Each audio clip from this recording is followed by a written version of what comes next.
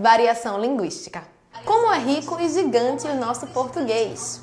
Então vamos começar com uma atividade prévia. Se liga aí no texto que vai aparecer na sua tela e para as perguntas que também vão aparecer. Dá uma pausa no vídeo para tentar responder. Já conseguiu responder? Então agora a gente vai responder juntinhos para saber como é que estão as suas respostas aí. Primeiros passos. O poeta da roça Patativa do Assaré. Sou fio das matas, cantor da mão grossa. Trabalho na roça de inverno e de estio. A minha chupana é tapada de barro. Só fumo cigarro de paia de mil. Não tenho sabença, pois nunca estudei. Apenas eu sei o nome assinar. Meu pai, coitadinho, vivia sem cobre. E o fio do pobre não pode estudar. Leia o texto ao lado e responda as questões a seguir. O poeta se identifica como poeta da roça. Que palavras do texto marcam a origem do poeta?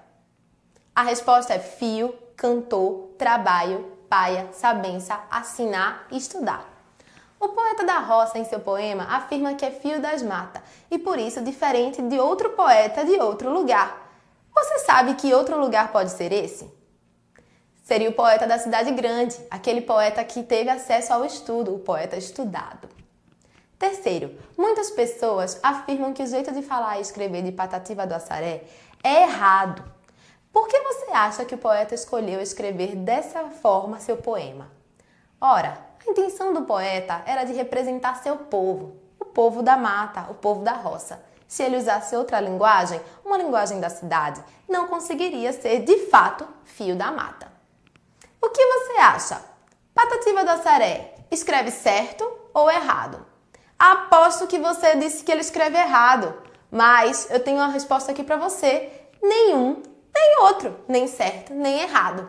Como assim, Raíssa? Minha vida inteira, a professora e o professor me corrigindo, me fazendo reescrever e escrever um montão de textos, e agora você me diz que não existe isso de certo ou errado? Me explica isso aí! Na verdade, o que existe é a palavra certa, para o momento certo e para o texto certo.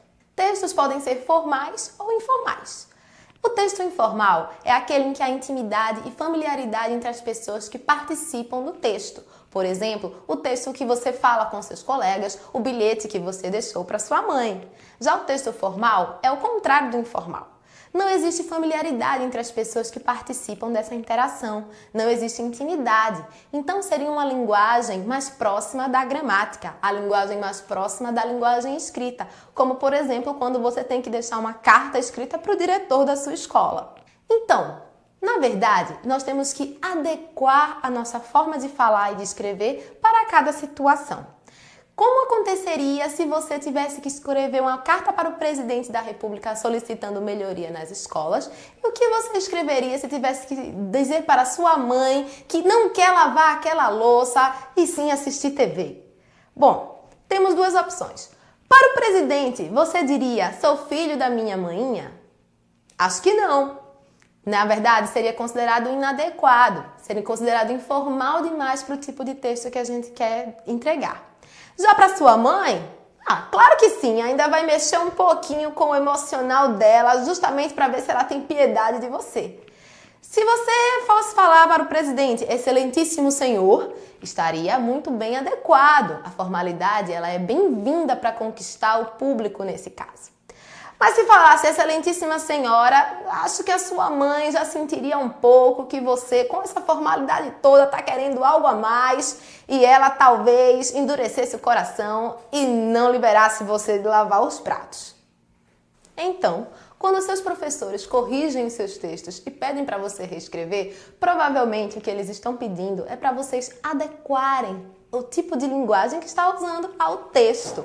Ou seja, você tem que fazer a boa escolha de palavras para atender ao objetivo do seu texto. Então, dá uma olhada aí que eu fiz um resumão para vocês com essa imagem. A gente vai imaginar que cada texto é uma partida de futebol. Toda partida de futebol tem regras que já são conhecidas. E nós temos que nos adequar e respeitar essas regras, senão sofreremos punições. As palavras, elas são os nossos jogadores. Nós temos que escalar bem o time para convencer e emocionar o torcedor, o leitor do nosso texto. Então, temos que escolher bem o que dizer. Então, escolha bem suas palavras na hora de produzir o seu texto. pois você tem que conhecer as regras antes de entrar em campo. Acredite se quiser, as possibilidades são imensas, porque a nossa língua é gigante, maior que o nosso país. Nossa língua muda. Ela é como uma estátua, só que uma estátua viva. Você sabe aquelas estátuas vivas? Se liga aí que eu botei uma foto para vocês verem. A estátua viva são aquelas estátuas em que o pessoal fica lá todo paradão, todo pintado de prata, de azul, de verde. E aí, quando você coloca uma moedinha no chapéu, ela muda de posição. Então, cada moedinha que a gente coloca na língua portuguesa é um elemento que vai modificar ela e vai modificar o jeito da gente falar. Patativa do Assaré e o dicionário pernambuquês, por exemplo, jogaram a moeda do local onde eles se criaram. Patativa traz a linguagem lá da mata do Ceará e Pernambuco a linguagem local. Então, a nossa língua mudou. Existem outras moedinhas. Será que você consegue descobrir algumas delas? Se liga aí na questão que eu coloquei para vocês. Antigamente, as moças chamavam-se Mademoiselle e eram todas mimosas e muito prendadas. Não faziam anos, completavam primaveras, em geral 18. Carlos Drummond de Andrade. Que tipo de mudança na língua está sendo comentada por Carlos Drummond de Andrade? A. É uma mudança histórica? B. É uma mudança local? C. É uma mudança técnica? Ou D. Seria uma gíria? A resposta é A. Histórica. Observe que ele fala de palavras que a gente já não usa mais hoje em dia. Por exemplo, mimosa, prendada. Se quer um conselho, não diga isso para uma mulher. Então agora vamos para a segunda questão. Se liga aí na tela no exercício que está aí para vocês. Em uma praia havia um grupo de surfistas. Um se aproximou de outro e disse: "Qual é?" O que foi abordado prontamente responde: "Qual é?" Minutos de silêncio depois, um terceiro surfista se aproxima dos outros e diz: "E aí, meu?" Os outros dois se entreolham com ironia e um deles diz: "Ih, ó, o cara mal chegou e já vai cortando o assunto." A variação linguística empregada pelos surfistas ao usar qual é um tipo de: letra A, variação histórica, B, variação local, C, uma linguagem técnica utilizada pelos surfistas ou D, uma gíria? A resposta é a letra D, é uma gíria. Assim como você deve ter várias gírias que são usadas com seus colegas. Que tal um desafio agora? Eu te desafio a escolher uma expressão do local onde você vive, ou uma gíria que você usa com o seu grupo de amigos, ou até mesmo aquela frase que só sua avó fala, e faça que nem o dicionário pernambuquês.